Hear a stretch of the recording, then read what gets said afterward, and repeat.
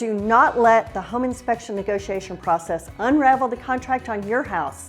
Let's walk through some steps that you need to consider when you're at that point. Your home is under contract, you've gotten this far. The buyer has just had their home inspection and said they come back with a list. Now, the list always looks worse than it is because when you put all that in writing, it's a lot. But you as a seller have 2 or 3 different options when it comes to how to address this request from the buyer. So one thing you can do is just say no. Just not going to do it, have no interest in doing any repairs, take it or leave it, buyer. This is what we have to offer you. I don't know that I would suggest you do that. Let's take a step back. Another option is to go through the list, and maybe there's a few of those things you're willing to do.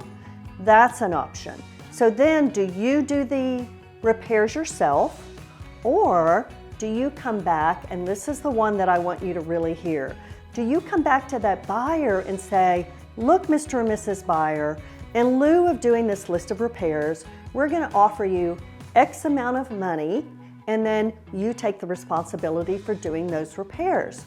So there's a couple of reasons why that might be in all parties' best interest.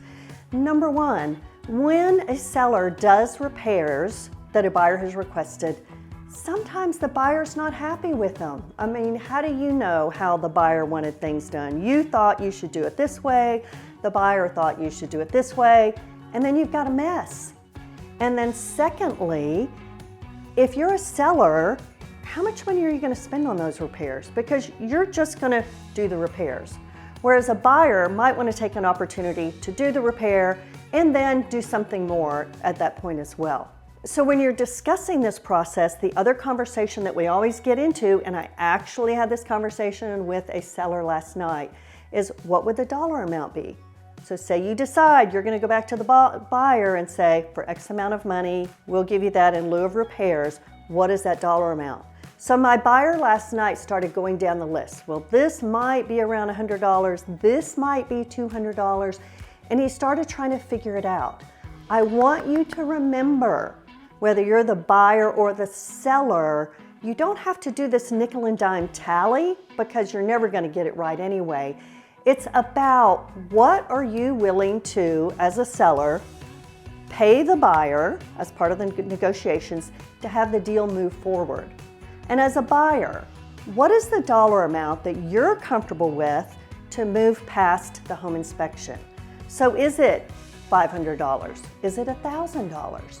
So last night, talking with a seller, and they really got hung up on talking about the condition of their home and all the things they've done and why this shouldn't have to be done and this shouldn't have, and I just do time out. Time out. Think about it, Mr. Seller. You want to move to your dream home that you've got your heart set on. What is that worth to you? I understand all these things you've done with your home. I understand your home is in great shape. You have a buyer, has a few things that they want addressed. What is the dollar amount? What is it worth to you to move forward, to get to buy that new home? So that's the conversation you need to have with your agent. Those are the steps you need to think through when you find yourself at that point in the negotiations and you've got the home inspection, the last step, the last hurdle to get through in order to move forward with your real estate dreams for 2022.